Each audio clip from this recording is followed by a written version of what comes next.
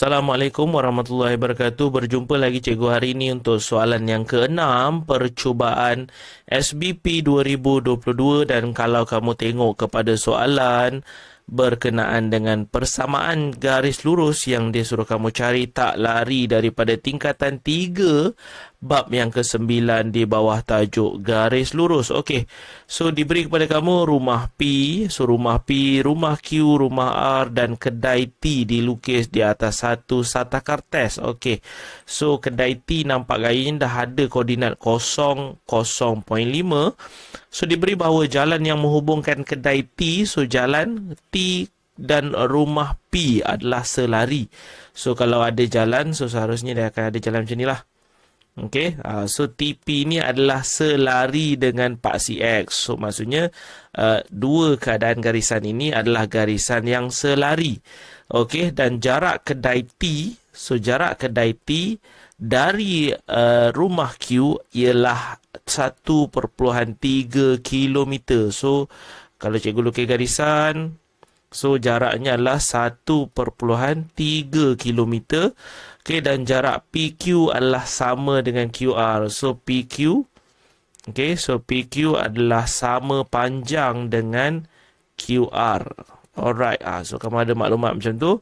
So cikgu lukislah sedikit supaya kamu boleh nampak. So sekarang soalan kamu, dia suruh kamu cari koordinat bagi rumah R. Okey, so untuk rumah R ni kita dah tahu, kita boleh nampak dia berada di sebelah Y negatif lah. Okey, so sekarang kamu boleh nampak bentuk segitiga sebenarnya yang terhasil dekat atas ni.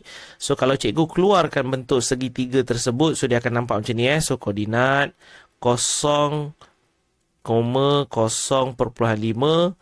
Okey, ataupun sebentar kita lukis di sebelah sini lah sikit. Okey, so kamu akan ada 0 dan juga 0.5. So dia macam tu. Kemudian kamu ada satu garisan P dekat sini. So yang ini tadi adalah T. So P kamu tak tahu, tapi P ke bawah untuk sampai ke Q, kalau ikutkan jarak dia adalah 0.5. So mana cikgu tahu nilai dia 0.5? Sebab kamu boleh nampak ini adalah garisan selari dengan paksi X. So pastinya ini kan adalah X. Okey, so ini adalah X, so ini adalah Y. So ketinggian untuk Y ini adalah 0.5. So pastinya samalah dengan sini, iaitu 0.5, dan kepanjangan ataupun TQ ialah 1.3. Okey, so dia macam itulah. So sekarang kamu akan boleh cari kepanjangan TP dengan menggunakan teorem Pythagoras. Okey, so kalau ikutkan ini memang membentuk sudut 90 darjah. So kalau ikutkan ini adalah hipotenus. So 1.3 berkuasa 2. Okey, cikgu letak kurungan, adalah sama dengan 0.5 berkuasa 2 tambah dengan cikgu label sebagai B lah dekat sini. So dia adalah B berkuasa 2. Okey, so sepatutnya kamu akan ada 1.3 berkuasa 2 tolak dengan 0.5 berkuasa 2. Itulah nilai B kuasa 2. Kenapa tolak? Sebab dekat sini tambah, tak ada simbol, maksudnya tambah, pindah sebelah jadi tolak. Okey, so sekarang kita akan buat operasi lah. Okey, so kita akan masukkan nilai 1.3 kuasa 2, kemudian kita akan tolak dengan 0.5 berkuasa 2. So kamu akan ada nilai 1.44. Okey, so kepala ikutkan B kuasa 2 kamu bernilai 1.44. So kalau ikutkan B kamu adalah punca kuasa 2 1.44. Okey, so kalau ikutkan nilai dia pastinya melibatkan nombor 12 lah kot, ataupun 1.2. So kita akan tengok punca kuasa 2 1.44. So dia adalah 1.2. So betul lah nilai kamu. So B sama dengan 1.2. So dekat sini nilai B kamu yang baru kamu kira. Sebentar, cikgu tukar warna. So jarak dia adalah 1.2. So jarak daripada sini, okey, ke sebelah sini. So secara tak langsung kita tahulah koordinat P kamu ni sebenarnya dia adalah koordinat P So koordinat P cikgu tulis kat atas ni sikit. So koordinat P kalau ikutkan dianya adalah 1.2 kemudian 0.5. So X dia sebab dia titik ni kan daripada kosong, daripada paksi kosong, kemudian dia bergerak ke sebelah kanan, so nilai dia seharusnya positif dan jaraknya adalah 1.2. So pastinya P kamu dekat sini adalah 1.2, so kemudian 0.5. So nilai dekat sini 0.5. So pastinya bawah ni pun sama panjang 0.5. Dan untuk R, secara tak langsung ini kan garisan tegak. So dia adalah garisan yang menegak dan pastinya berkongsi koordinat X yang sama lah. So seperti mana Q, begitu juga dengan R, dia adalah 1.2 untuk X, kemudian Y dia adalah negatif 0.5. Kenapa dia negatif? Sebab 0.5 ni berada di sebelah bawah. Di sebelah bawah Y negatif. So kita secara tak langsung dah dapat koordinat, dapat 1.2, dapat jarak X, kita dapatlah juga Y iaitu negatif 0.5. So kalau ikutkan itulah jawapan kamu untuk koordinat bagi rumah R 1.2 kemudian koma negatif 0.5. Selesai untuk 2 markah yang pertama. Dan kita cari yang seterusnya. Dia suruh kamu cari persamaan garis lurus yang selari dengan laluan yang menghubungkan kedai T ke rumah Q. So, ini ada satu garis lurus, kemudian pastinya ada satu lagi garis lurus lain yang selari. Itu yang dia katalah. Garis lurus lain yang selari dengan laluan TQ, tapi garis lurus tersebut dia lalu R. So, bermaksud, garisan ni selari. Sebenarnya maksud dia nak kamu cari satu lagi. Berkemungkinan inilah keadaan dia. So syarat dia adalah selari lah. Antara TQ dan juga garisan yang baru ini, dia adalah garisan yang selari. Tapi dalam masa yang sama, dia lalu R. So bila selari bermaksud kecurunan garisan ini akan sama dengan kecurunan garisan ni lah. So, secara tak langsung, kita akan kira kecurunan terlebih dahulu. So, kecurunan koordinat mana yang kita nak ambil, kita kena carilah kecurunan ini terlebih dahulu. So, dia akan bermain dengan koordinat T, iaitu 0, kemudian 0.5, dan juga koordinat bagi Q. Sebab kita ada garisan TQ tadi.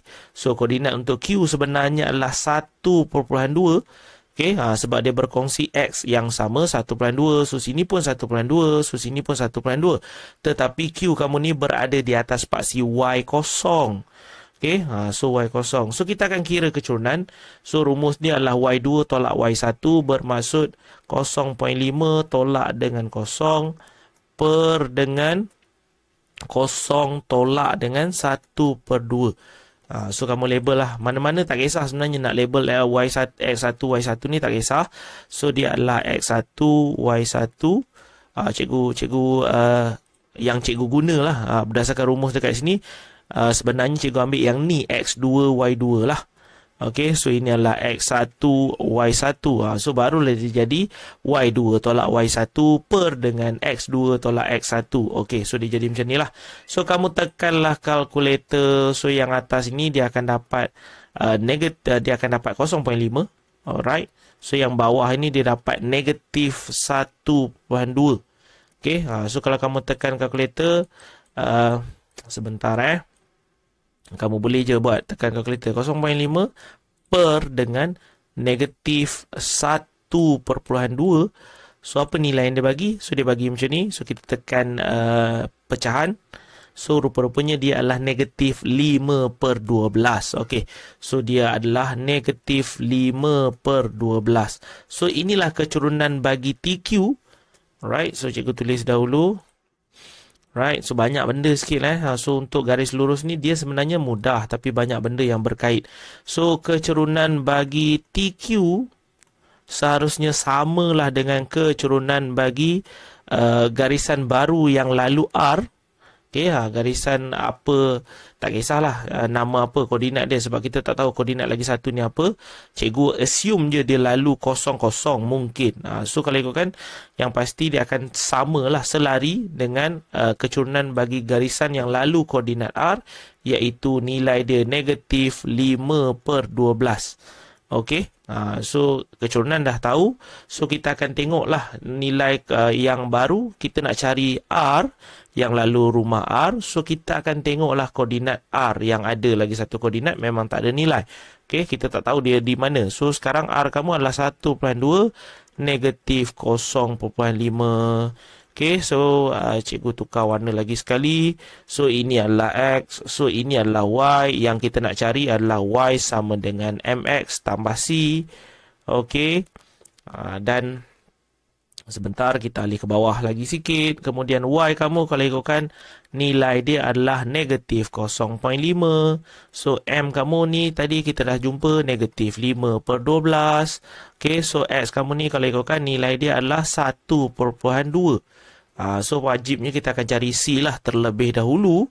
Okey, so kita ambil lah sebelah sini. Negatif 0/5 sama dengan negatif 5/12 darab dengan 1/2 tambah dengan C. Okey, so kita darab lah terlebih dahulu. Okey, so darab, kita akan tengok apakah nilai dia. Negatif 5/12. Sebentar. Negatif 5/12. Okey, kemudian kita akan darabkan dengan 1/2. So kita akan dapat rupa-rupanya nilai dia negatif 0/5. So dekat sini negatif 0/5. Okey, sebelah sini pun jadi negatif 0/5 tambah dengan C. So kalau ikutkan maaf, so negatif 0/5 tambah dengan 0/5 lah.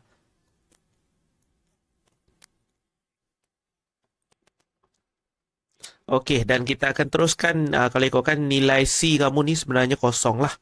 Okey, so negatif 0/5 satu, lagi satu tambah 0/5. So C kamu ialah kosong. Okey, so kalau ikutkan Y dengan X ni adalah koordinat. So kita akan kekalkan sebagai Y dan juga X. So dia akan jadi Y sama dengan negatif 5/12. Kemudian X. Ya, so tambah kosong lah. Kalau ikutkan C kamu kan, tambah kosong sebab C kamu memang kosong. So kalau nak tulis pun boleh. Kalau tak nak tulis pun tak ada masalah. So kalau ikutkan itulah jawapan yang kita nak cari untuk B lah. Okay, maaf lah cikgu tiba-tiba sakit tekak pula. So kalau kamu boleh faham dengan apa yang cikgu ajarkan dekat sini, jangan lupa untuk ajar rakan-rakan yang lain supaya kamu lebih, yang kata, faham lah. Lebih faham. Bila mengajar orang lain, dia akan lebih faham. Dan janganlah kedekut ilmu. So jangan lupa untuk tekan button like, meninggalkan sebarang komen dan juga menekan button subscribe sebagai tanda sokongan kepada channel cikgu ini. Sehingga kita berjumpa lagi di soalan yang lain. Assalamualaikum warahmatullahi wabarakatuh.